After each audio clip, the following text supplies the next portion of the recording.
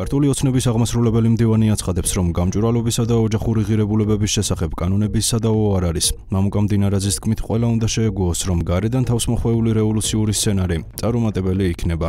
ოჯახური ღირებულებების შესახებ კანონთან დაკავშირებით სიტყვას ვეღარ ძრავს ვერავინ. აქციებზეც კი აქტიურები წინა შემთხვევაში იყვნენ მაგალითად თბილისი პრაიდის წარმომადგენლები. ახლა ხორუმს ეკავენ. მართალია ქალები ასრულებენ ამ ცეკვავს ხორუმს. ისინიც კი ხვდებიან, რომ უნდა განვამტკიცოთ, ყოველ შემთხვევაში ასე იპოზიციონირონ მაინც ეროვნული, ტრადიციული საკითხებით.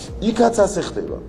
იქაც LGBT პროპაგანდის წინააღმდეგ კანონთან დაკავშირებით ხმა აღარავის ამოუღია ბოლო პერიოდია, ბოლო ვიზიტის დროს ამ საკითხთან დაკავშირებით საერთოდ არ ყოფილა საუბარი, როდესაც ევროსაბჭოს გენერალური მდივანი იყო. თუმცა იქ იყო საუბარი გამჭვირვალობის კანონთან დაკავშირებით. კი ბატონო, ვიმსჯელოთ, გადავხედოთ იმ შემთხვევაში, თუ ვინმე რაიმე არგუმენტი, ისე კი არა რუსულ კანონს ზომბირებული წამოძახილებით. არამედ ერთი არგუმენტით მაინც დაგვიდასტურებს, რომ აქ რაღაცა არ არის წესრიგში. ამერიკის შეერთებულ შტატებს რატომ არ აქვს, კანადას რატომ არ აქვს, ისრაელს რატომ არ აქვს გრანტების შესახებ კანონში, ცალკე კანონი იწევს საჭირო.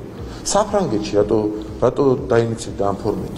რატომ არ აქვს ცალკე კანონში? არაფორმალური გავლენების შედეგად ამ პატარა ქვეყანას ამუნათებენ, იმიტომ რომ არ გაიშიფროს საიდან ფინანსდება ის აქცია, რომელიც აგერ რევოლუციურ სცენარს ისახავს მიზნად. უნდა შეეგუოს ყველა თანამედროვე ცივილიზებულ სამყაროში მათ შორის, ყველა აბსოლუტურად, რაც არ უნდა პატრონობდნენ ამ ჩვენ აგენტურულ ოპოზიციას, რომ საქართველოში რევოლუციური სცენარი მათ შორის გარედან თასმოხვეული იქნება ყოველთვის წარუმატებელი. გამორიცხულია ასეც ქართული ხალხი და მისი არჩეული ხელისუფლება არ დაუშვებს.